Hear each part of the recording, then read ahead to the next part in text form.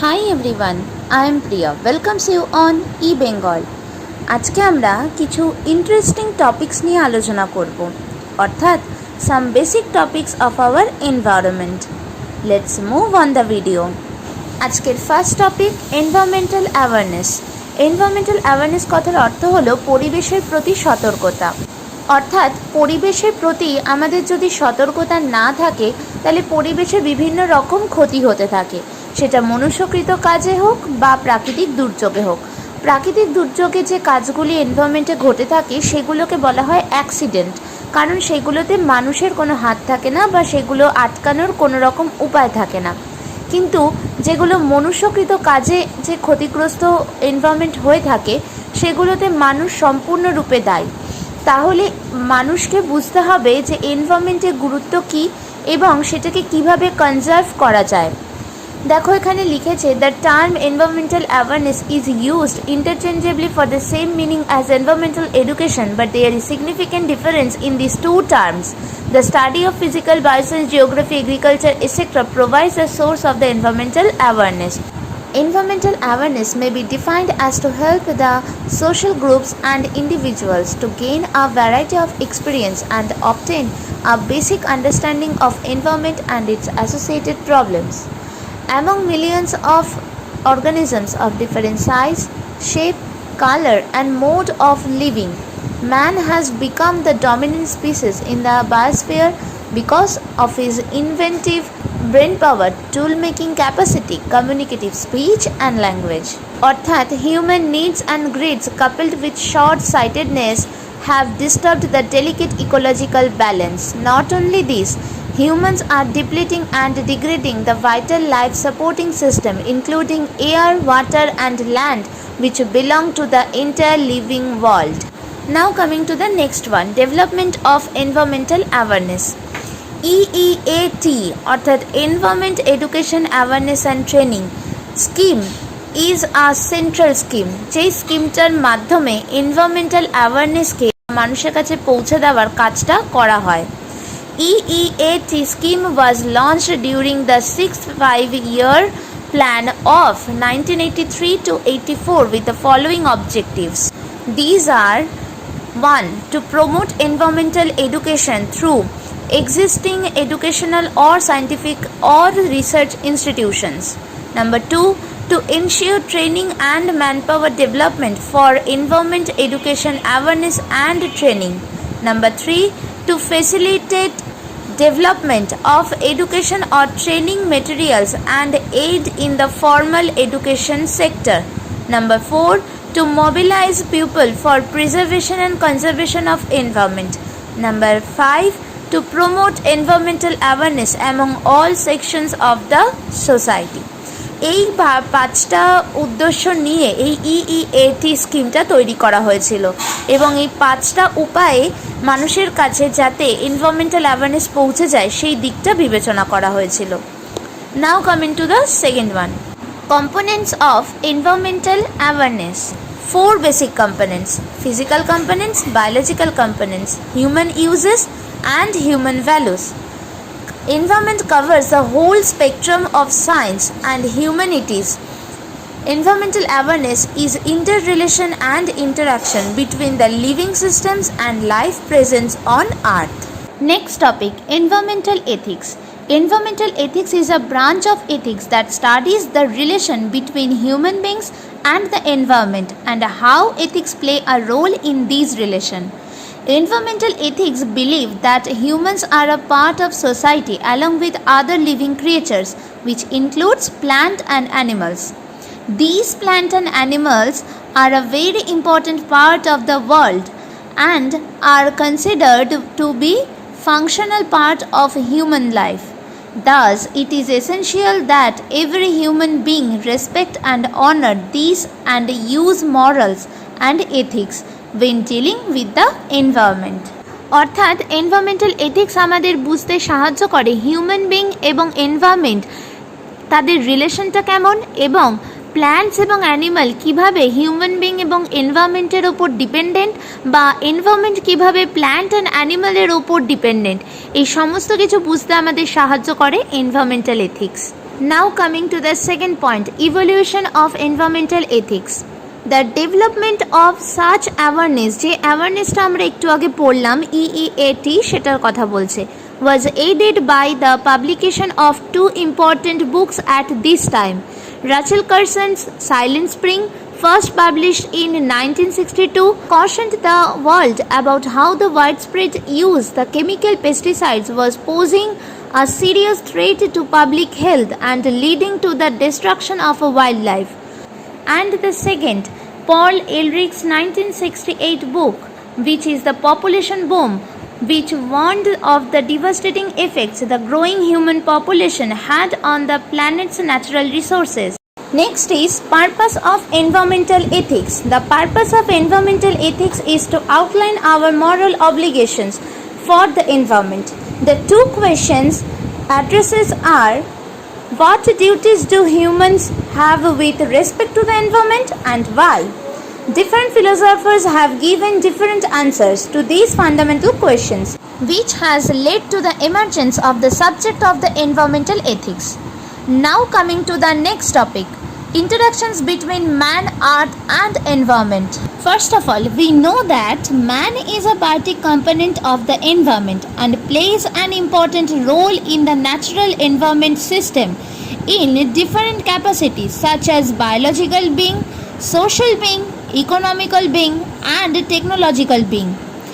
Other hand, we know man is the most development and intellectual being on earth. So he is capable of making substantial changes in natural environment to make it suitable for its own living. The changing nature of interaction of man and environment can be classified into four broad stages. Number 1, man as a hunter and gatherer. Number 2, domestication of animals and pastoralism. Number 3, agriculture, and number 4, industrialization. As we know that man's basic requirements were limited to food which he could collect from the surrounding natural environment. With the advance in time, man learned to hunt. This was the first attempt in exploitation of natural resources. On the other hand, with the passage of time, man learned to domesticate animals. In the beginning, he used them as milch cattle and later for meat. Then, cultivation of food crops resulted in the emergence of socially organized human communities. Gradual improvement in farming practices result in the increase in human population, which led to more and more forests being cleared. People also moved in search of new fertile lands. Now coming to industrialization. With the advent of industrial revolution in the 19th century, the relation between man and environment changed significantly. It led to indiscriminate and rapid exploitation of natural resources for industrial growth and urbanization, which have created environmental problems on global scale. Burning of grasslands, felling of trees, use of chemical fertilizers, emission of greenhouse gases, nuclear programs, pumping of groundwater resources, etc. has led to irreversible changes in the environment and natural ecosystem.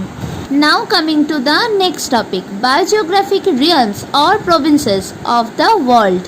The biogeographic realm is an area of land that contains similar living organisms. The organisms living with these biogeographic realms are isolated from the rest of organisms around the world and have experienced distinct evolutionary process.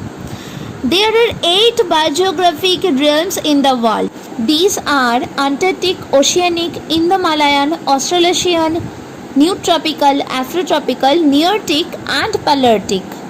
Now coming to the another next topic, biogeographical classification of India. Biogeographic classification of India was proposed by Rogers and Panver in 1988. The classification was done by using various factors such as moisture, rainfall, altitude, etc. Biogeographic zones were used as a basic for planning of wildlife protected area in India. There are 10 biogeographic zones which are distinguished clearly in India. These are number 1 Trans-Himalayan zone, number 2 Himalayan zone, number 3 desert zone, number 4 semi-arid zone, number 5 Western Ghat zone, number 6 Deccan Plateau zone, number 7 Gangetic Plain zone, number 8 Northeast zone, number 9 islands, number 10 coastal zone. Next topic is agroclimate regions of India. We know that climate is an important factor in influencing the crop ecology, crop productivity and cropping pattern of a region as well as inducing regional variations in agriculture. In 1988, the Planning Commission came up with a growth strategy based on a holistic approach of area planning for long-term resource efficiency and sustainability. There are some objectives of agroclimatic regional planning.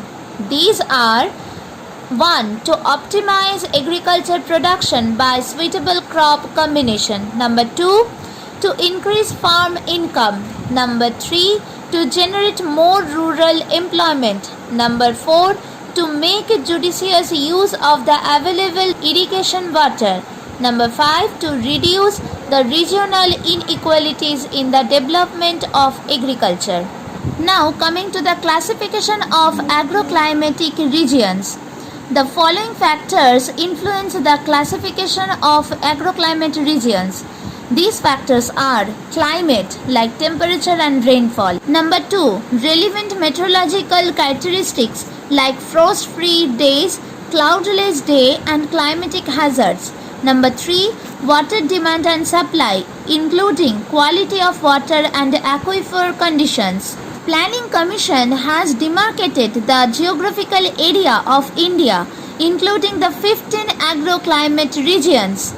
These are Western Himalayan region, number 2 Eastern Himalayan region, number 3 Lower Gangetic Plain region, number 4 Middle Gangetic Plain region, number 5 Upper Gangetic Plain region, number 6 Trans-Ganga Plains region, number 7 Eastern Plateau and Hills, number 8 Central Plateau and Hills, number 9 Western Plateau and Hills, number 10 Southern Plateau and Hills, number 11 Eastern Coastal Plains and Hills, number 12 Western Coastal Plains and Ghats, number 13 Gujarat Plains and Hills, number 14 Western Dry region, number 15 Island region. Now coming to the last topic, concept of sustainable development. The term sustainable development has been derived from the report Our Common Future, published in 1987 by the World Commission on Environment and Development, also known as the Brundtland Commission. Sustainable development is meeting the needs of present without compromising the ability of future generations to meet their own needs. Sustainability is the ability of the Earth's various systems, including human cultural systems and economies, to survive and adapt to changing environmental conditions. Sustainable development implies a change in all aspects of life in a way that causes little damage to environment. There are some objectives of sustainable development. These are number 1 environmental friendly patterns of activity, number 2 energy efficiency, number 3 conservation of natural and man-made resources, number 4 provision of buildings and areas with lasting quality and characters. These relates to design quality to high standard of comfort and amenity, safety and convenience. Number 5 development of production opportunity. Now coming to the third topic, causes of unsustainability. One major cause of unsustainability is the exponential growth of human population and overexploitation of natural resources. The another causes are 1 reduction of biodiversity, number 2 increasing use of Earth's net primary productivity. Number 3, increasing genetic resistance of pest species and disease causing bacteria. Number 4, elimination of many natural predators. Number 5, deliberate or accidental introduction of potentially harmful species into communities. Number 6, using some renewable resources faster than they can replenish. Number 6, interfering with the Earth's chemical cycling and energy flow process. Number 7, relying mostly on polluting fossil fuels. Next, threats to sustainable development. There are several threats like number 1, poverty, political instability, population growth, undernourishment and disease in developing countries. Number 2, high consumerism of natural resources. These factors leads to global problems of number 1, economic disparity and social injustice. Number 2, air and water pollution. Number 3, global warming and climate change. Number 4, loss of biodiversity. And number 5, ozone depletion. Sustainable ডেভেলপমেন্টের টপিকটা আমাদের শেষ হলো। এবার কিছু topic এখানে আমি mention করেছি। International efforts for sustainable development, অর্থাৎ ইন্টারন্যাশনাল কিছু প্রোগ্রামের কথা এখানে বলেছে, like world conservation strategy, world commission on environment and development, UNCED, United Nations Conference on Environment and Development, follow-up of Rio Summit অর্থাৎ Rio conference, UNCSD, United Nations Commission on Sustainable Development, World Summit on Sustainable Development, WSSD, Sustainable Development Indicators, SDIS, Sustainable Development Goals. এই যে international efforts of sustainable ডেভেলপমেন্টের আন্ডারে যে international প্রোগ্রামসগুলো এখানে দেওয়া আছে, এগুলো নর্মালি শর্ট কোয়েশনস বেসে লাগে, আর মাঝে মাঝে এগুলো থেকে ব্রড কোয়েশনও আসে, যে ইউএনসিইডি কি, রিও সামিট কি, কোথায় হয়েছিল, এরকম UNCSD কি, কোথায় হয়েছিল, এরকম টাইপের কিছু কোয়েশনস আসে। এছাড়াও ফুল ফর্মগুলো পড়বে, ইয়ার্সগুলো পড়বে, যেগুলো শর্ট কোয়েশনসে আসে। আমি যেটা আজকে পড়ালাম এটার ফুল PDF আমি ডেসক্রিপশন বক্সে দিয়ে দেবো, তোমরা সেখান থেকে ডাউনলোড করে পড়ে নেবে। নেক্সট দিনকে আমি কিছু শর্ট কোয়েশনস ডিসকাস করব। যদি তোমাদের টপিকের মধ্যে কোনো কিছু বুঝতে অসুবিধা হয় তাহলে অবশ্যই কমেন্ট করে জানাবে। Thank you for watching our videos. If you like our videos then don't forget to like, comment, share and subscribe our channel. Stay tuned. Good by.